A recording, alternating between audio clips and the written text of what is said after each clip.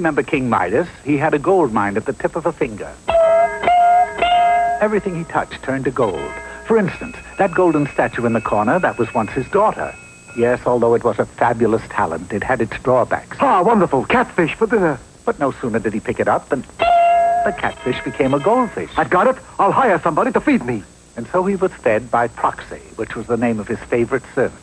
More pablum, sire. Yes, if you please, Proxy. This relationship lasted almost 1 week, for on the 7th day, Proxy received his wages. What would you like, Proxy boy? A gold watch, gold tie pin? Pick it out. Proxy settled for a gold coin. He was smart, but not smart enough. For, upon receiving his pay, he stuck out a hand to thank his employer.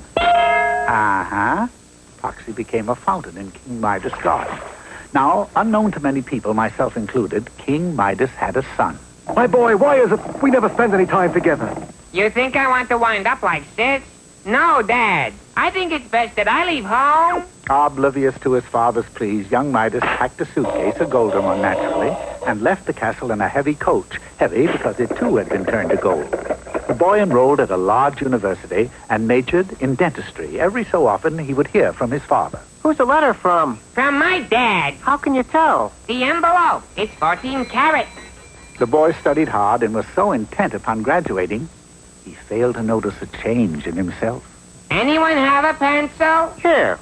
He took the writing instrument and it turned to gold. Not the best gold, mind you, but gold nonetheless. The darn thing won't write. Where you get this gold pencil from? Wasn't gold when I gave it to you. He shrugged it off and went back to his books. As you can see, he had inherited his father's golden touch. It began in small ways, like the pencil incident, but manifested itself on graduation day. You are not only our school valedictorian, but you got brains too, boy.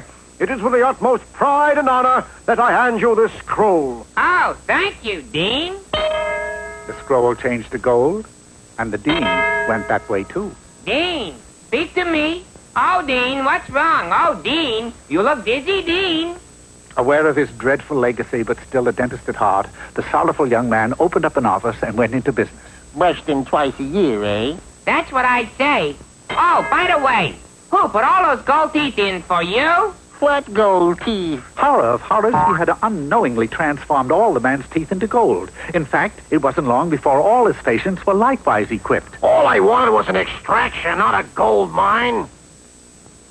My boy, it's good to see you again. How can you say that after what you've done to me? What have I done? What have I done? Where have I gone wrong? You have created a finster. You mean monster? I know a guy named Finster who's a monster. They had a father and son discussion during which the boy displayed his prowess by turning various things into gold. And now I have a good mind to touch you. Oh, dear Dad. You do that to your own father? Well, you did this to me, your son. King Midas spoiled what might have been a golden opportunity by talking his offspring into visiting an old witch who lived on a hill. Go away. I have a spell to get out by noon. But my dad said you would be golden touch me. Oh, very well. Sit in a chair and I'll be right with you. The only chair in the room was a genuine Louis XIV, the witch's pride and joy. He touched one arm. The chair was transformed into gold, and because of its sudden gaining of weight, plunged through the floor. Why, you little... Oh, I tell you, an angry witch is the worst kind, so the son wasted no time in beating a hasty retreat. If I ever lay my hands on you... Returning to his dentist's office, the crestfallen lad pondered his fate. That's when a voice spoke from the chair. I should like a gold filling, young man. Sir, if I so much as touch one tooth, your entire set of teeth will turn to gold. That's fine by me, Jack, and in return I shall tell you how to solve all your problems. How do you know about my problems? I've been listening to the story. Oh, He went to work, which simply meant that he touched one molar. there you are. You now have a mouth full of gold. Wonderful, wonderful. Now listen closely. Here is how you can put your golden touch to good use. The dental office has been for rent for many, many years. You see, the boy took the stranger's advice and got out of dentistry altogether. What did he go into?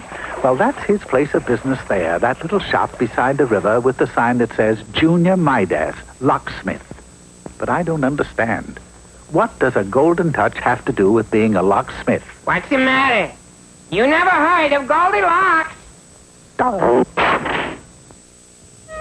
it.